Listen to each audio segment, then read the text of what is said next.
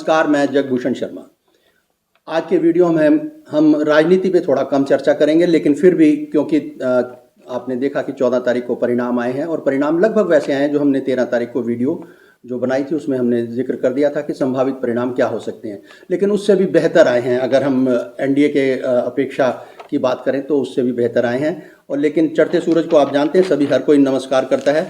तो ऐसे में 15 तारीख को इंडियन एक्सप्रेस में एक वो संपादकीय छपा है जिसे हम एडिटोरियल कहते हैं। उसका शीर्षक है historic mandate shows road to future.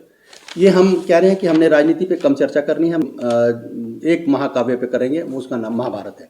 ठीक है, उस पर हम आगे बात करते हैं। लेकिन फिलहाल हम ये जो आर्टिकल लिखा है इसमें किस तरह से जो संपादकीय सोच है, ये मैं आपको फिर कह दूं कि ये संपादकीय सोच नहीं हो सकती, व्यक्तिगत नहीं हो सकती, क्योंकि राजकमल झा जो है ये एडिटर इन चीफ हैं इस इंडियन एक्सप्रेस में, उन्नई राजन शंकर ये एडिटर हैं। और मुझे नहीं लगता, मैं अपने अनुभव के आधार पर कह रहा हूँ कि मुझे नहीं लगता कि ये किसी संपादक की सोच हो सकती है। जिस तरह का ये लेख लिखा, जो संपादकीय लिखा है, इसमें सीधे सीधे जो है नीतीश जी के शान के कसीदे कसे के।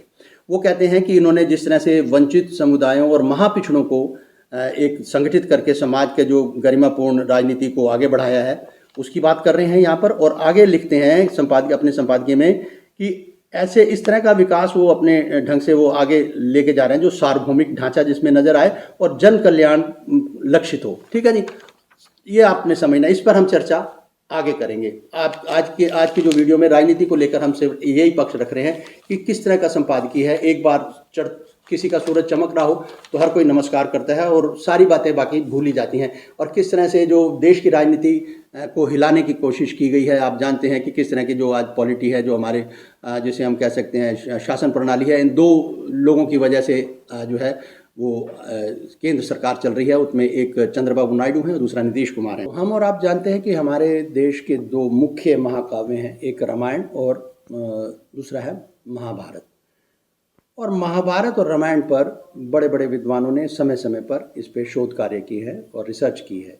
ऐसी ही एक रिसर्च इसके ऊपर महाभारत पर की है आनंद नीलकंठन साहब ने। ये केरल के हैं और इनके केरल के गांव का जो नाम है वो है त्रिपुरनितुर। तो यहाँ ये पैदा हुए क्योंकि इनके गांव के आसपास कहते हैं कि मंदिर वगैरह बहुत थे, तो इनको बचपन से ही इस पे एक जिज्ञासा पैदा हुई कि ये जो महाभारत और इसमें जो उपेक्षित जो चरित्र हैं, इसमें उनकी मुराद इनसे थी दुर्योधन वगैरह। दुर्योधन को नाम दिया गया, उनका ओरिजिनल जो इन्होंने उल्लेख किया वो सुशोधन किया है। तो उन्होंने कहा ऐसे चरित्रों के बारे में उनकी जिज्ञासा हुई, तो उन्होंने इसके ऊपर रिसर्च और शोध किया और एक किताब जो अपना ही ग्रंथ एक तैयार किया, उसका नाम है अजया, यानी अगर हिंदी में सीधे भाषा में अजय, और उसका आगे जो सब टाइटल उन्होंने दिया रोल ऑफ द डाइस, जो पासों की भूमिका है उसके ऊपर उन्होंने जोर दिया है। और ये ज़्यादातर इन्होंने जो कौरव वंश है उसके बारे में इन्होंने लिखा है। अब इसको हम समझते हैं कि वो क्या कहना चाहते हैं। 5वां इसमें एक चैप्टर है द मैवरिक ब्राह्मण। मैवरिक कहते हैं जो स्वतंत्र विचारों का कोई व्यक्ति हो, कोई भी हो। तो अब इसमें दो गुरु जो है महत्वपूर्ण हैं। आप जानते हैं कि महाभारत में एक गुरु द्रोण और गुरु कृपा, हालांकि ये सभी कौरवों की तरफ से ही लड़े थे। अब दोनों की सोच अलग अलग है। मैं ये क्यों आपको जिक्र कर रहा हूँ यहाँ पर, क्योंकि जो वृतांत मैं आपसे साझा करने जा रहा हूँ आज के वीडियो में वो है कर्ण से संबंधित। कुंती ने बचपन में ही कर्ण का त्याग कर दिया था, ये हम सब जब जानते हैं। तो उसकी जो पालना हुई थी, जो पोषण किया था, वो था सूत पुत्र का। यानी सूत का मतलब है वो चैरियट ड्राइवर थे, रथ को हाँकने वाले। अधिरथ नाम था, अधिरथ भी कहते हैं, अतिरथ भी कहते हैं। अतिरथ अगर हम कहते हैं तो वो अनेक रथों को एक साथ हाँकने वाली क्षमता उनकी में थी, ऐसा माना जाता है। ये शाब्दिक वो है। खैर जो कुछ भी थे, एक अब विडंबना ये है, इस जो कर्ण चरित्र की विडंबना पर उन्होंने जोर दिया, क्योंकि जो हमारे और आपके सामने कर्ण आता है वो आता है जब दुर्योधन ने जो उसका जो चलन है, इन्होंने सुशोधन कहा है, उसको दुर्योधन ही कहा, तो देश दे दिया था। तो उस वक्त को हम मानते हैं कि कर्ण वैसा, लेकिन इसका बचपन भी तो था। अब इस बचपन पर क्या शोध करके इन्होंने लिखा है, जो आनंद नीलकंठन है, उसको मैं आपसे वो कहानी साझा कर रहा हूँ, तो आप समझने की कोशिश कीजिए। द मैवरिक ब्राह्मण में वो जो इसमें जो जैसे मैंने कहा कि द्रोण और जो कृपा है, ये दो तरह के ब्राह्मण हैं उस वक्त, और ये धनुर्विद्या सिखाते हैं। करण के मन में बचपन में ही अपने 10-12 साल का होता है तो एक मंशा होती है, मैं भी एक अच्छा धनुधर बनना चाहता हूँ। तब तक अर्जुन का थोड़ा बहुत जैसे नाम होता है गुरु द्रोण का। तो इसके पिता जो हैं अधिरथ, उनका कुछ जो थोड़ा बहुत संबंध या लिंक कह लो वो होता है विदुर के साथ। विदुर आप जानते हैं महाभारत के चरित्र हैं, वो दासी पुत्र थे। तो अब उसको लेकर इनके मन में कहा कि चलो मैं तुम्हें उनसे मिलवाता हूँ, वो गुरु द्रोण से कहकर आपको कुछ करवा देंगे। ये एक सिर्फ जिसे कहते हैं कि एक मन में ख्याल था।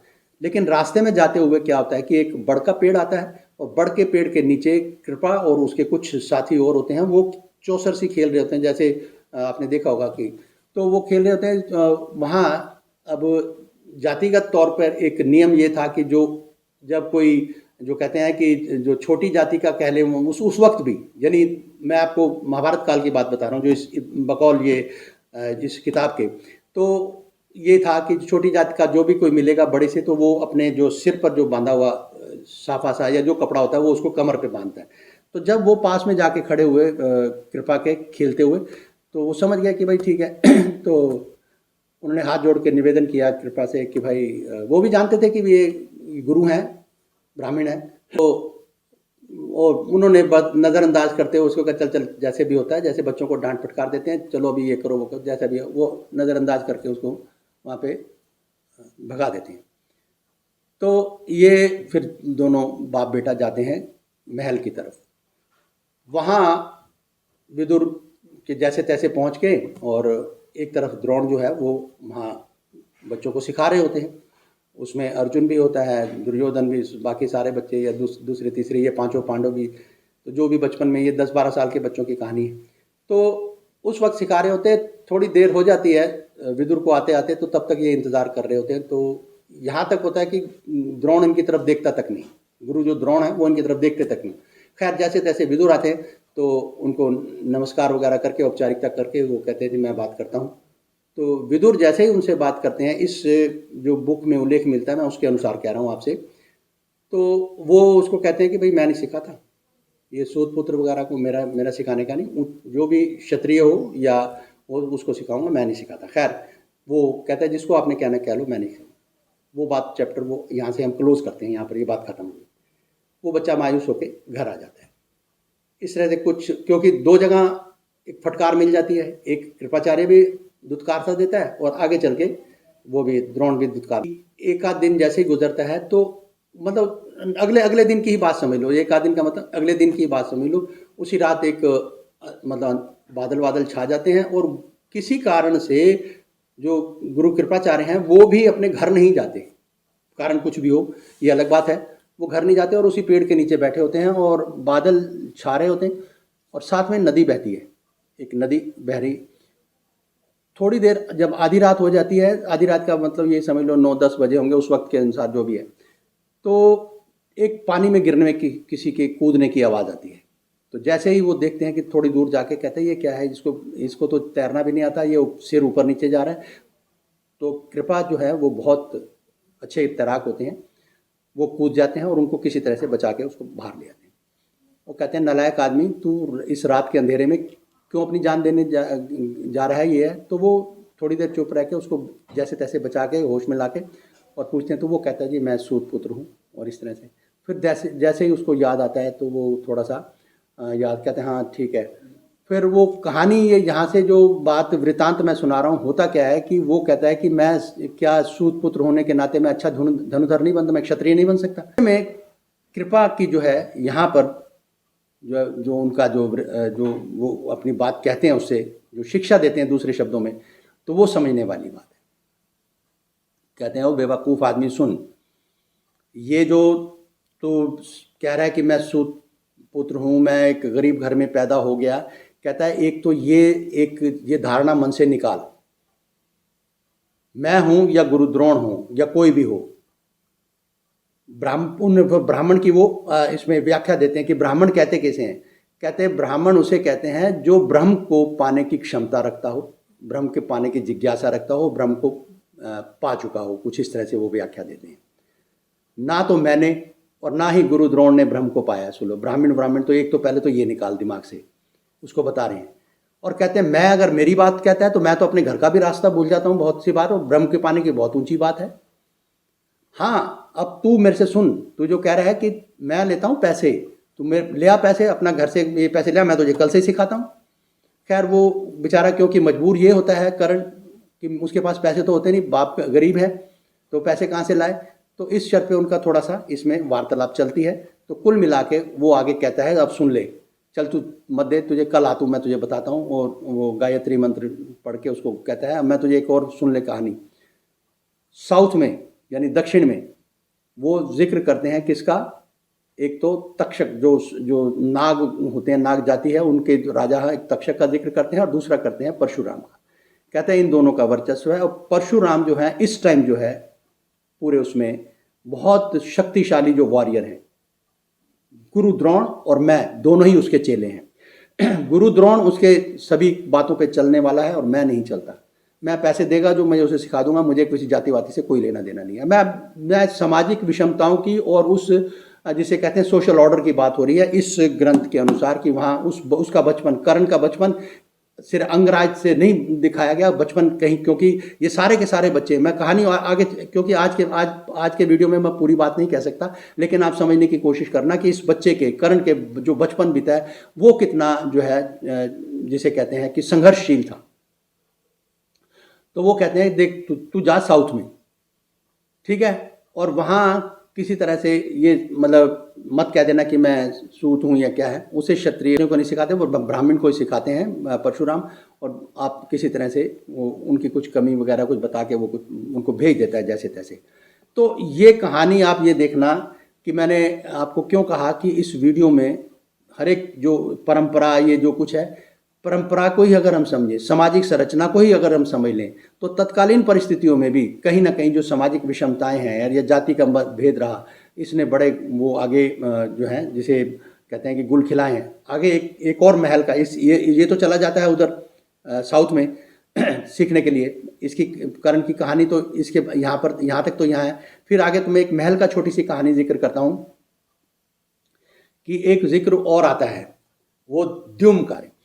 अब ये इनकी और कृपा की कहीं आपस में टसल हो जाती है, तो ये शिकायत लेकर अंदर पहुंचते हैं महल में। वहाँ विदुर होते हैं और भीष्म पितामह, मतलब पितामह तो बाद में है, भीष्म होते हैं वहाँ पर, जिन्हें उनको कहा गया ग्रेट रीजेंट, यानी जो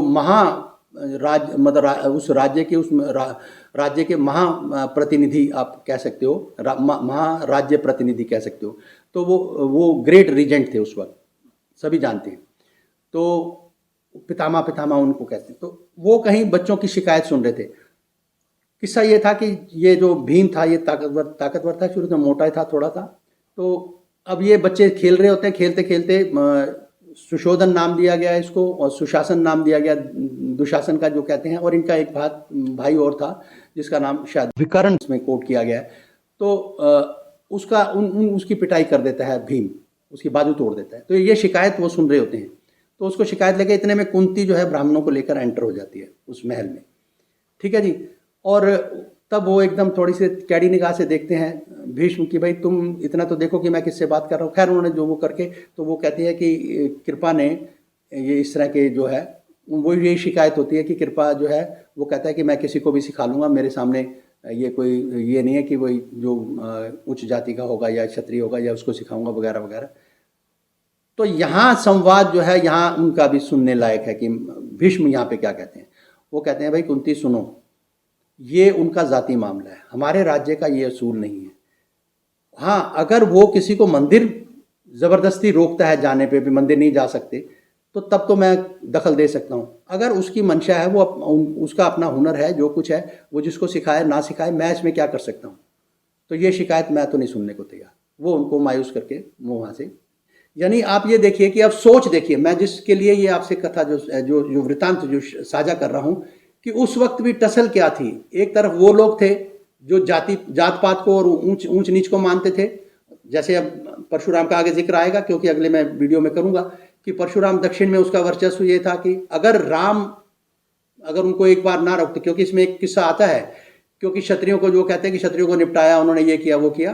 तो एक किस्सा आता है कि राम ने परशुराम को जिस तरह से एक बार परास्त किया था, उस रामायण में इसमें आता है, तो वो ना जाने क्या कर देते। तो इस तरह से एक ये सारी जो जात पात ऊंच नीच और ये जो वर्चस्व की लड़ाई है, ये शुरू से ही चलती आई है।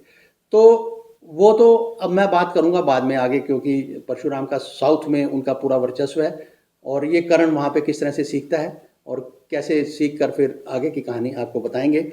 लेकिन सवाल ये है कि ये जो जातिगत विषमताएं हैं या वर्चस्व की लड़ाई है, ये आज की नहीं है और इसने उस वक्त भी महाभारत, यूँ क्या है कि महाभारत तक की लड़ाई जो आई थी, महाभारत को क्रिएट किया था, तो उस महायुद्ध की नौबत आ गई थी इन्हीं वजहों से, इन्हीं जो वैचारिक मतभेदों के कारण। तो अब जो हमारे यहाँ पे जो है, इस वर्तमान में भी हमें समझना है कि ये जाति भेद जो है, ये कहीं ना कहीं जो है अब किस दिशा में लेके जाएगा, इसका आपने और हमने आकलन करना है, समझना होगा। वरना ये देखो कि जो है ये जो जिसे कहते हैं कि ऊंच नीच जो है मानवीय, तो ये जो है ये ज़्यादा लंबे समय तक चलने वाली नहीं है। कुल मिला के तो ये है। तो सारांश ये है आज की वीडियो का कि ये जो जातीय मतभेद है, जो वैचारिक मतभेद है, ऊंच नीच मानना या ऊंच नीच को बढ़ावा देना या वर्चस्व के लिए लड़ना या अपना ही वर्चस्व कायम करना, ये एक संगठित और एक मानवीय समाज के लिए हितकर नहीं है। तो हमारा आज के वीडियो में फ़िलहाल इतना ही, फिर मिले, नमस्कार।